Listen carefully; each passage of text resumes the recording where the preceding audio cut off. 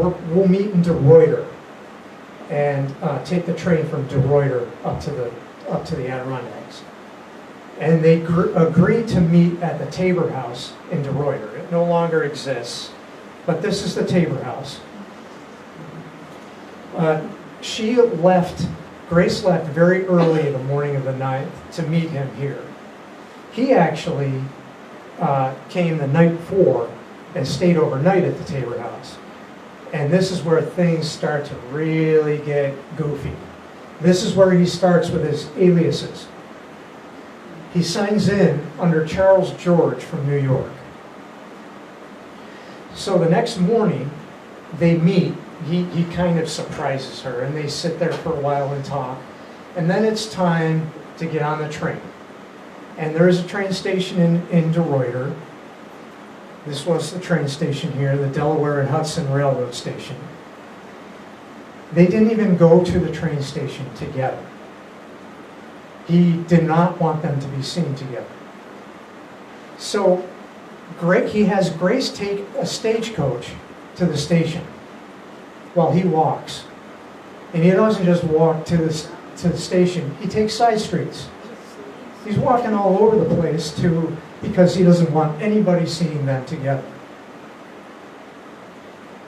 And once they get on the train, he doesn't even allow Grace to sit in the same train car with him. So he sits in the car behind her. And while he's on this train car, he sees two girls. And he had met these girls at a party, Josephine Patrick and Gladys Westcott. So he walks right up to them, sits down, and starts striking up a conversation with them. Asks where they're going, and they say that they're going up to 7th Lake. So he immediately lies and says, "Oh, really? Well, I'm going to Racket Lake with a male friend. Maybe I'll stop by and see you Thursday or Friday." This was Monday. So he already had this plan in his head by Monday of what exactly he was going to be doing. So they have to have a stopover in Utica so that they can hop on the train that comes up here. But on the way from De Ruyter to Utica, they make a stop. The train has a stopover in Canastota. One of the people who actually saw the conversation in the train car that he was having with these two girls was Grace Brown. So she was livid that she saw this. So they get off at the train station for the stopover in Canastota, and she says to him, "I am not getting back on that train with these two girls on that train." So they were forced to wait an hour and a half for the next train to come through. So they missed their connecting train in Utica to come up to the Adirondacks, which forced them to stay overnight in Utica. So they get to Utica late afternoon, and they walk 3 blocks or so after they get off the train, and they arrive here. This is on Bleecker Street. Anybody who's been to Utica knows Bleecker Street. This was about half a block away from Genesee Street on Bleecker. This is a huge hotel.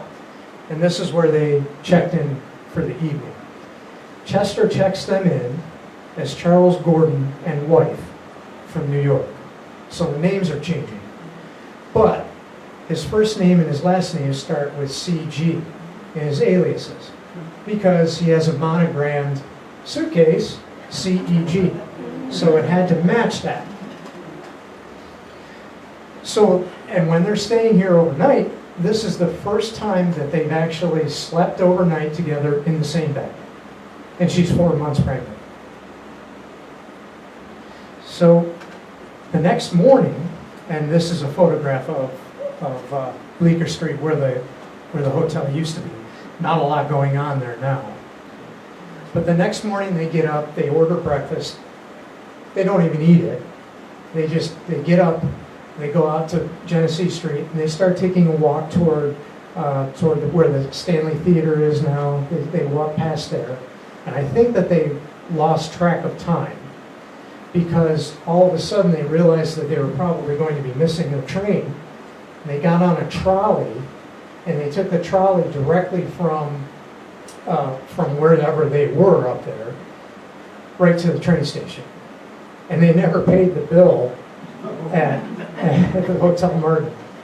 And Mr. Martin was not too happy about that. He actually went to the jail and confronted Chester about that after Chester was arrested. And Chester promised him he was going to pay him. I don't think he ever did, but he promised him he was going to.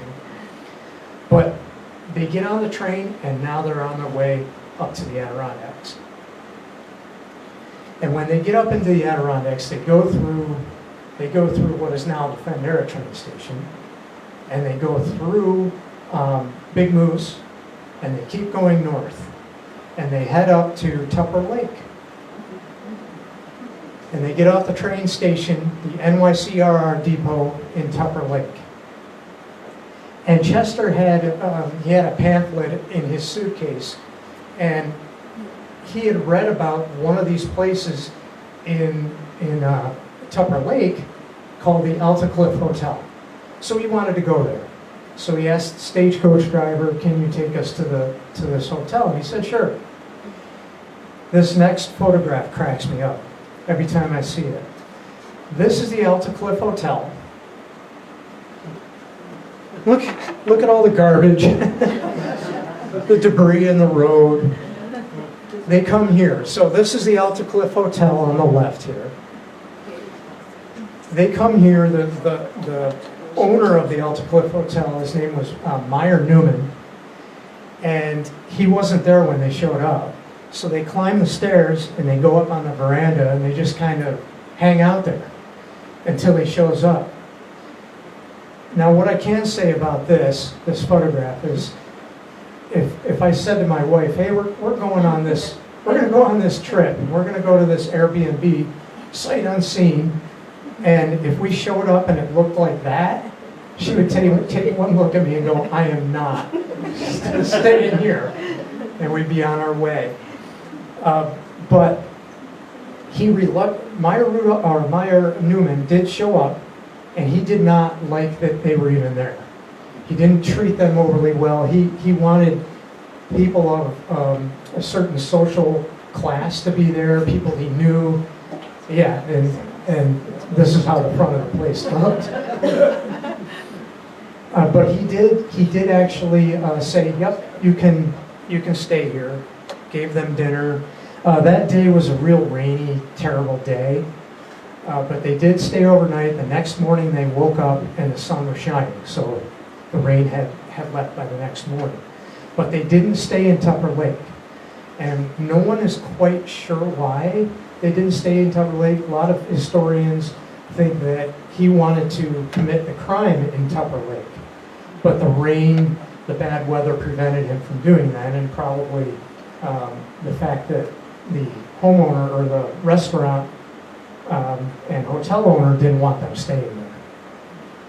So they get up the next morning, but he did sign in as Charles George and wife at the Alta Cliff Hotel. And this is from New York, New York. This is a photograph of what it looks like now in Tupper Lake. And it's pretty much boarded up now. There's no life there. In fact, my wife, the only life that we saw there was a stray cat walking across the street and going to the foundation. But it is, even though the building's old and probably needs to be torn down, the street is a lot cleaner and nicer than it was back then. But Grace Brown spent her last night alive in this building. So they get back on the train, and they're headed to Big Moose. And while they're on the train, they both write postcards. Each of them had a postcard that they had purchased in Utica, so the postcards showed Utica on them. But this is what Grace wrote in the postcard. "Dear Mother, I'm having a lovely time, don't worry. We'll write you more tonight about the trip. It was rather unexpected, but I'm glad we are here. Love to all the girls, and have them in school, lovingly, Billy." So, first of all, I don't think she was having a good time. All the eyewitnesses who saw her alive said that she was crying. The whole time that she was alive during this trip, she was in tears. This is Chester's postcard. And this is to Ella Hogue, who is a cousin of his at the Gillette Skirt Factory. Please send $5 to Eagle Bay, New York, so that I can get it on Friday. We're in Wednesday. So he knows already he's going to be staying in the Eagle Bay Inlet area for at least 2 days after this. So they arrive at Big Moose Station. And as soon as they arrive, what's really strange to me is that her steamer trunk was checked through to Old Forge. I don't know why. He kept, of course, his suitcase, but hers was checked through. And I haven't read if she did that or he did it. It would track if he was the one who did it. But she didn't have that with her. So they hop on a stagecoach at the Big Moose Station. And it's this stagecoach. There are 2 teams here, but it's the stagecoach on the right that she hops on. They can both hop on. And they travel the 2 miles by stagecoach to Glenmore Hotel. And this is late morning by now that they arrive at the Glenmore. This is a photo of the Glenmore, kind of a postcard of it. So they would have arrived just to the left of the building. You can kind of see this ramp here. That's where they would have arrived and been dropped off. Then they would have gone up the front stairs there. She stayed on the veranda. He did not. He went inside and talked to Andrew Morrison, who was the clerk at the front desk at that point. This is the view that she would have had looking out over Big Moose Lake. Chester, however, he went inside and he went to this desk and talked to Andrew Morrison. And he was asking him about, what are some good things to see? What are some sights to see on Big Moose Lake? And he got some information from him. And he also asked Andrew Morrison, hey, there's a steamboat out front. Can we take that around the lake? And he said, sure you can, but you might miss dinner. And so Chester was like, yeah, I don't want to do that. So he said, well, why don't you go down to the boathouse? My father is down there, and he's the boat keeper. So go see him, and he'll get you a boat rented. So Chester was agreeable to that. But he did sign in at the Glenmore. And these are his signatures. Wednesday, July 11th. He's calling himself Carl Graham now, from Albany. But this is also the first time he uses Grace Brown's real name. Grace Brown, South Sealy. He wanted everybody to know that she was there. So this really is all, I just took this photo because it's really all that's left of the original Glenmore. Just the concrete steps, and they would have walked down these exact steps to get to the boathouse. So, and I left this slide in there because, and I mentioned it a couple of minutes ago, but I find this really interesting that throughout the day, and this is a photograph of Grace Brown here, certain things start disappearing, things of hers. In Tupper Lake, she had an umbrella that is left at the Alta Cliff Hotel. And then at Big Moose Station, her steamer trunk is checked through to Old Forge. And then she has a straw hat. They both had straw hats. And her straw hat was left in the lobby and hung up in the lobby by Chester. So by the time they get on the boat, she has nothing left but the clothes on her back. So to me, that's telling that he had a lot of plans there. And he wanted to just get rid of her step by step. So they go down to the boathouse. Now you can see 2 boathouses here. There's the one on the right, the bigger boathouse, is not the one they went to. That one still exists today. The boathouse on the left no longer exists, but that's the one they went to. And down there was Robert Morrison, and he rented them at what's called an Adirondack skiff. So it's basically a cross between a canoe and a rowboat.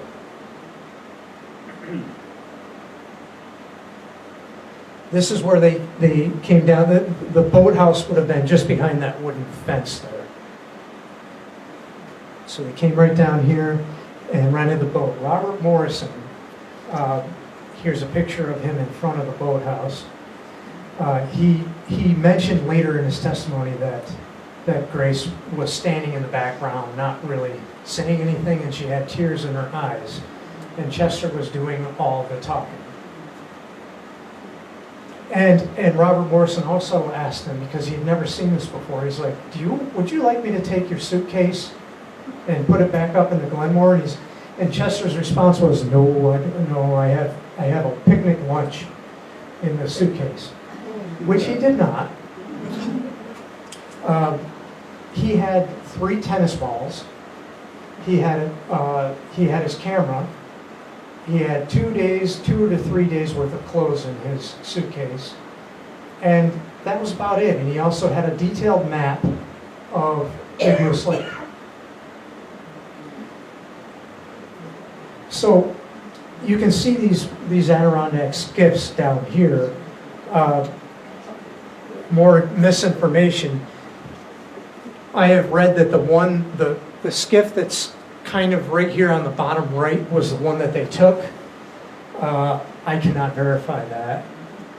But what I can verify is that this is the skiff they took. This is a photograph that was taken during the trial, and they brought this boat in, they put it on display. You can see Chester's suitcase in the boat, and off to the right on the table, are strewn all about the table, are Grace's clothes. But you can see the ribbing inside of the boat. That's kind of, the spacing is far apart, and if you go back to this last photo, the spacing in between the ribbing in this boat is closer together, so I don't believe that to be the boat.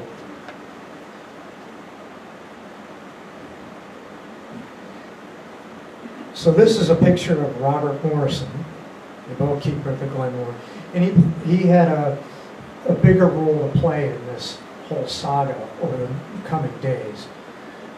But he sent them on their way, and he gave them some places that they could go and see, and this is one of them. I came here this spring to this spot. You can see the bridge spanning the outlet of Big Moose Lake. This is down near Covewood.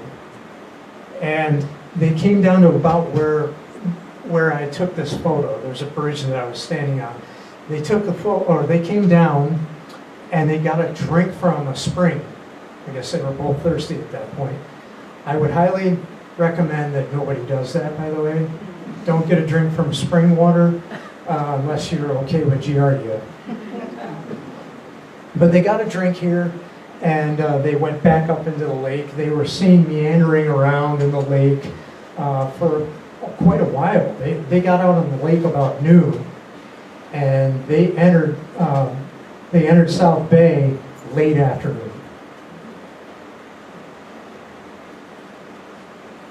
Okay, so they get into South Bay, and this is an important part of the whole event. In South Bay, there was this cluster of lily pads, and a lot of people went there to pick the lilies, and Grace loved lilies.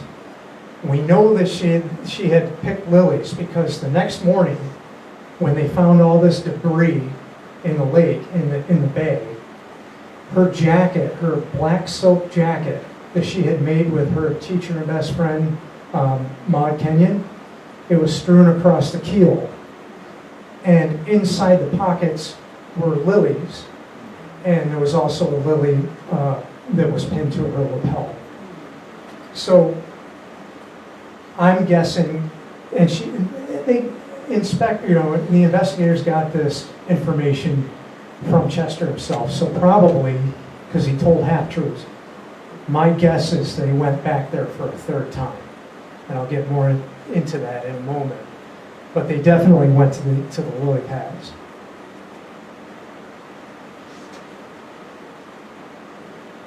So, not to get all scientific, but Occam's razor, simplest explanation tends to be the correct one.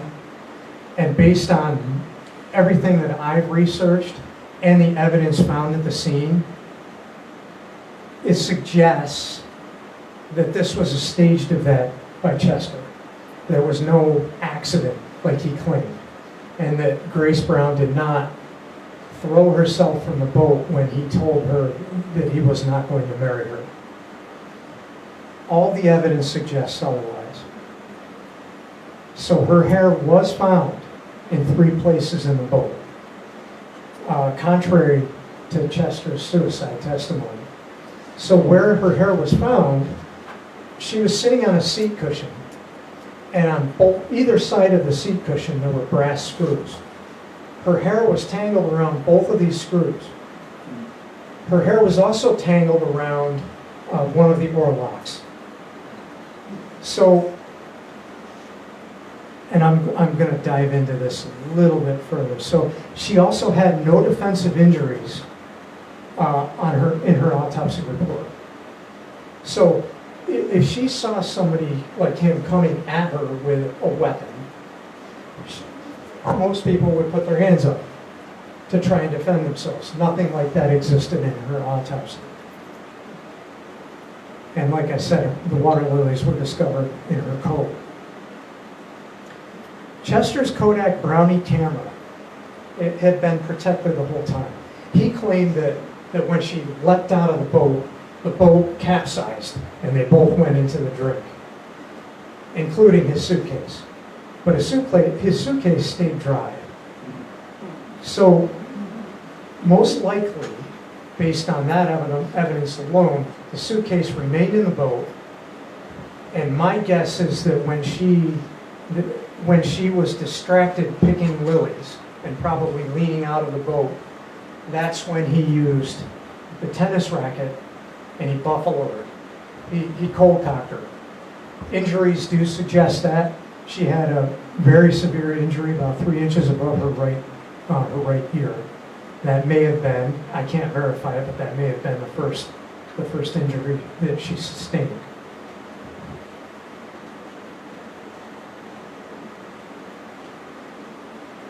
So, when she was picking these lilies, he probably assaulted her. And then he probably pulled her in. The first injury definitely would have rendered her unconscious. She had brain damage from the first injury.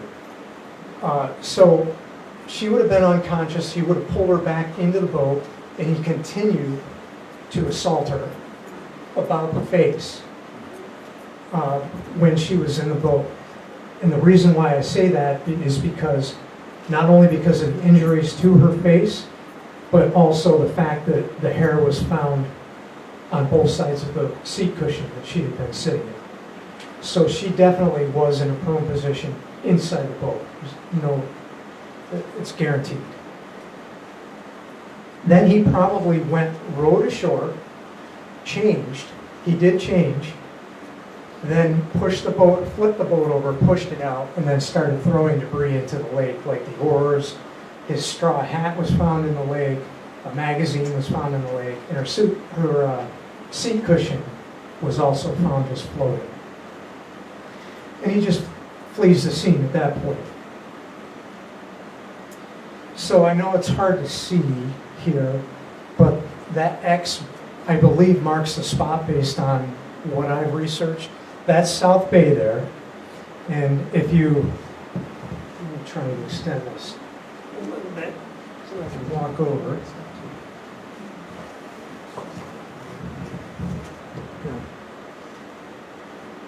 Up here, that's where the Glenmore is. So they rode through here and into South Bay. So the X marks not only where her body was found, but it also marks where the boat was found, all the debris was found. That's also basically where the lily pads were. So it all matches. that he would have assaulted her when she was distracted up there. So what he did is, this is a drawing that was made and was used during the trial. You can see the dotted line. That's his escape route. It shows that he went like through the bay, but he didn't. He actually went around the back of it, and then he made his way up to Big Moose Road. He popped onto the Big Moose Road, looking. Back then they called them dandies, and he pops out of it's getting dark, but he pops out of the woods, and he's got a derby hat on. He's got his suitcase. It has a tennis racket on it. 3 guys are walking north, and this guy pops out right in front of them. And they're like, what is this guy doing with a suitcase running through the woods? And he doesn't say anything to them. He starts walking very quickly south on the Big Moose Road. This is what the Big Moose Road looked like back then.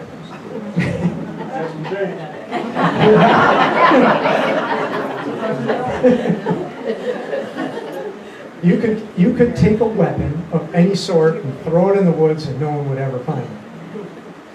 But Chester was walking up this road. He walked up here about a mile, and then he decided in his brain, I have a potential murder weapon that's strapped to my suitcase. I need to get rid of that. This is the murder weapon. It does still exist. It's under private ownership now for some reason. But this is a display. It was displayed at one point at one of the colleges. What I'm most interested in when I look at this is that grainy picture bottom left. That is a picture that was taken by investigators when they found the tennis racket. So me being me, I wanted to find that spot. So I picked out some defining features of that picture, and I blew it up a little bit. I know nobody can really see what's going on there, but you can see there's a rock outcropping. The top of it's flat. Over to the right, you'll see kind of 2 rocks that are just laying on the ground at the bottom of the outcropping. And then in front of those 2 rocks is a tree. Those were what I was looking for. I knew the tree would be gone, but I was looking for those defining features, and I found it. So it's 1 mile from where he came out, and he came out onto the road about where the Higbee Road is now. And this is the spot. And you can see that over 120 years, the rocks have kind of, the soil, its subsidence has caused the rocks to kind of fall apart a little bit. But there are the 2 rocks, and in the foreground, there's what's left of the tree. It was about 80 feet off the road, and he went down there and he hid the tennis racket under a stump or under a log, I think. And this is a closer picture of the tennis racket. It did sustain quite a bit of damage, as you can see, but during the autopsy, none of that showed up. Like, those marks didn't show up on Grace's body anywhere. So he probably hit her end on end with a tennis racket, as opposed to using the strings. He walked another 3 miles to Eagle Bay, and he came here to the train station. This is what it looked like back then. And he only spent a few minutes here. Nobody knows exactly what he was saying there, but my guess is he was probably inquiring about the Eagle Bay, maybe the post office, something like that, because he had sent that postcard to have money forwarded to him. So as most of you know, this is what the train station looks like now. It's a different color. There is that. It's a different color now. But I used this photograph because it was one of the cleaner photographs.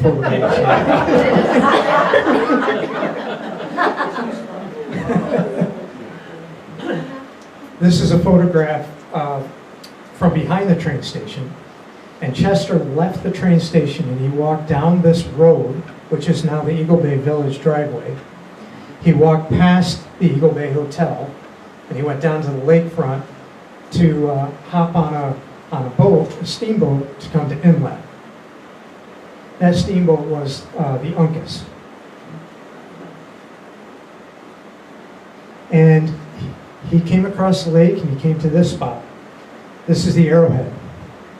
And this is the first incarnation of the Arrowhead. This was down, think about the beach right now, down at the Arrowhead Park.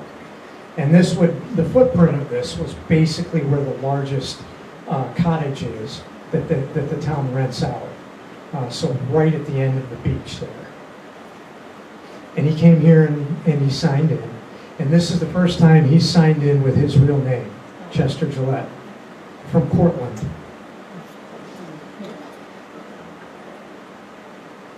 And he spent the night, and the next morning, thank you to Charlie, by the way, for getting me this photograph, because I wasn't sure where the original post office was. But the next morning, Chester wakes up, and the first thing he does is ask around to see where he can get a haircut. And the building to the right, there actually was a barber shop in there. And just to the left of that is the post office. So he comes up here, he gets his haircut, then he goes over to the post office, and he talks to the postmaster, who actually is a relative of mine, which I didn't know until I was researching this, but George Delmarsh is the postmaster there. And he has to have his mail forwarded from Eagle Bay to the Arrowhead. So he fills out a 1-cent postcard and has that sent out. And he then goes back to the Arrowhead and has breakfast. And then it's time to explore. But meanwhile, on Big Moose Lake at about the same time, there's a lot going on. This is a picture of the Zilpha. There was a steamboat that was on Big Moose Lake. And this is Frank Crabb, who was the captain of the Zilpha. And what had happened was Robert Morrison realized the next morning he was missing a boat.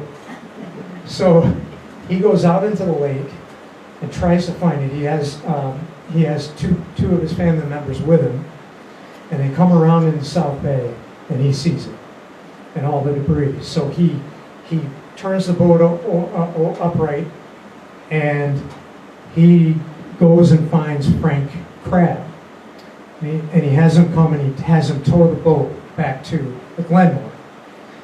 And at this stage, there are about 25 guys who all decide we're going to be part of a search party. So they bring all these